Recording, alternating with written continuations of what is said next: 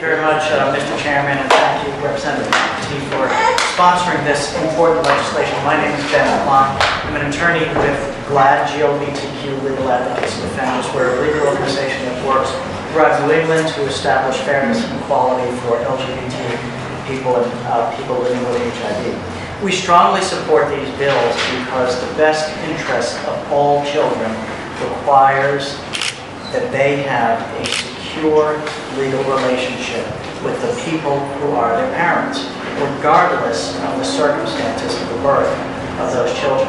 For the LGBT community in particular, these bills are important for protecting our children who come into our families, and you will meet several of them in so many different ways. Families today are formed in so many different ways, including use of assisted reproductive technology, surrogacy, or people who are functionally serving in the role of a parent. So let me start first with House 5707, which is the Rhode Island Parentage Act. This bill will greatly improve Rhode Island's parentage laws, and it really does two things. One is it enables people to have equal access to parentage. So it's about access to parentage for many people for whom that's now unclear. And secondly, it really establishes clear procedures for how that parentage can be established through a variety of mechanisms. And in that way, not only does it protect families, but it's really going to reduce conflicts in families and really significant use of judicial resources to work these things out when there isn't clarity in the law. As is mentioned before, this bill is based on the Uniform Parentage Act of 2017, and it will really fill some very significant holes in the current Rhode Island parentage law, in which parentage is really limited to birth, genetics, or adoption. And so that means that non-biological, non-birth parents in particular have tremendous difficulty securing parentage, and you will hear some of those stories. It is a long and complicated bill.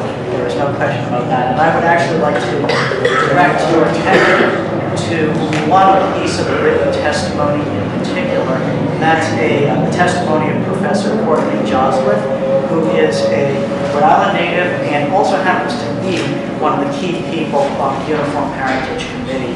And she provides great detail about what this law does. But let me just point to three of the things in particular that this bill does.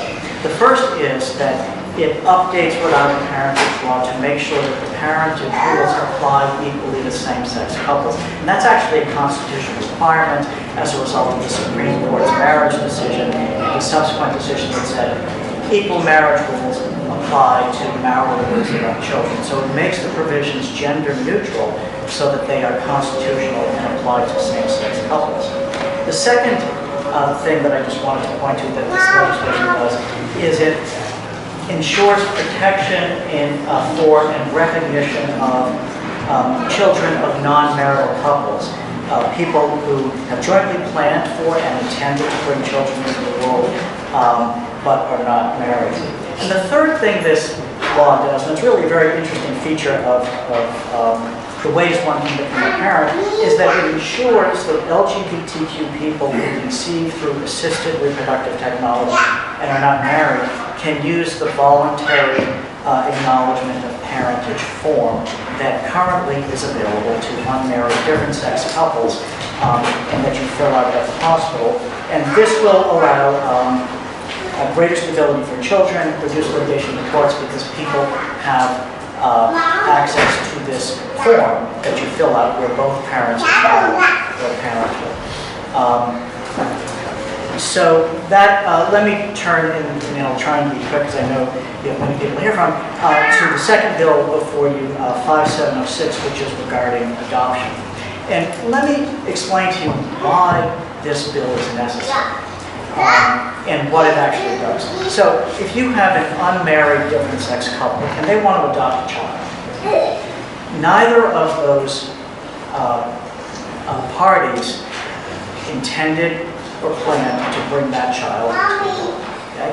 For Same-sex couples who decide together, we want to become parents, we're going to co-parent a child, whether they're married or unmarried, they are not using this adoption process to establish their parenthood in the first instance. They are already parents of this child, and they will be in a much more clear way if you pass the parentage bill.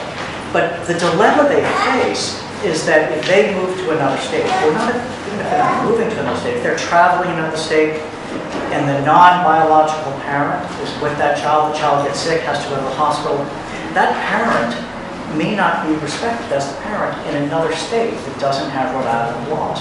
And so the same-sex couple here in Rhode Island has to adopt the child. And in fact, what they're doing is they're adopting their own child, which is not how we usually think of adoption, but they're doing that because of bias and potential problems in other states.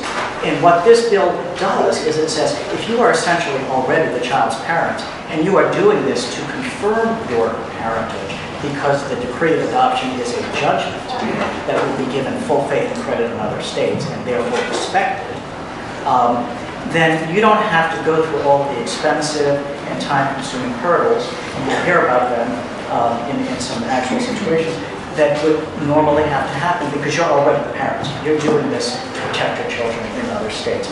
That will actually create tremendous security for children, because if parents are deterred from these second parent adoptions because of expense, because of time, you have to do all those things and publish an advertisement, they may not do it, and their children will be less secure. And both of these bills, including the confirmatory adoption procedure, are really about securing the best interest of children. Thank you very much.